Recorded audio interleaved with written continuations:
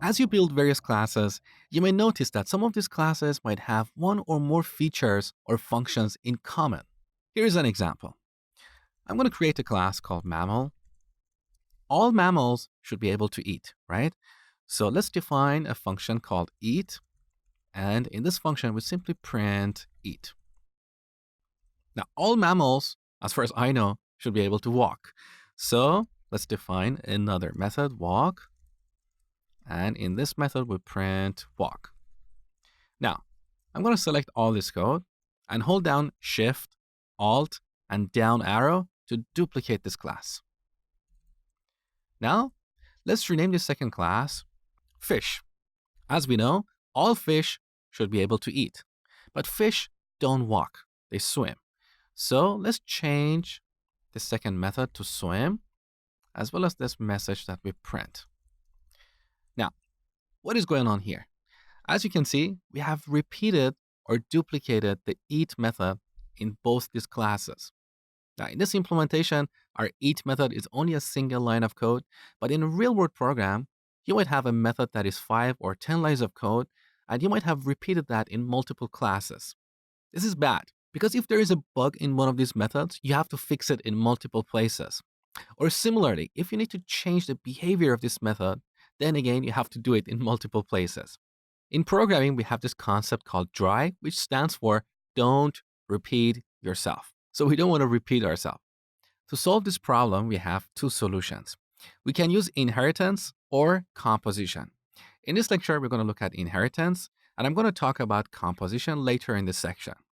Inheritance is a mechanism that allows us to define the common behavior or common functions in one class and then inherit them in other classes. Here's how it works. So I'm going to define a separate class called animal and then move the eat method in this class, like this. Now you can see our mammal class is simpler. So to have it inherit the eat method from the animal class, we simply add parentheses here and then specify the animal class. This is inheritance in action. We say the mammal class is an animal, so it inherits all the features or all the methods of the animal class. In this situation, we refer to the animal class as the parent or base class and mammal as the child or subclass. So let's go ahead and apply the same change on the fish class. We get rid of the eat method and add animal as the base class. Now, when we create a mammal object like M, you can see this mammal has both the eat and walk methods. So let's call eat, run the program. We see this message on the terminal. So this verifies that our mammal class inherits from the animal class. Now, this inheritance is not limited to methods. We can also inherit the attributes of a base class. For example, back to our animal class, I'm going to define a constructor.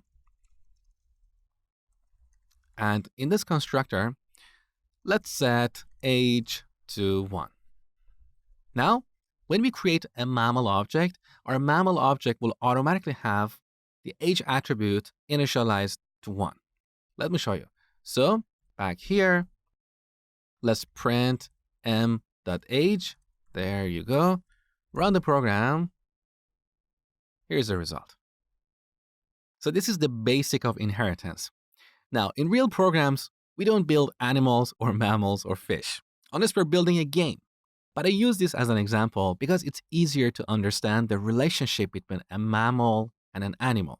Later in this section, I'm going to give you a real-world example of inheritance in our programs.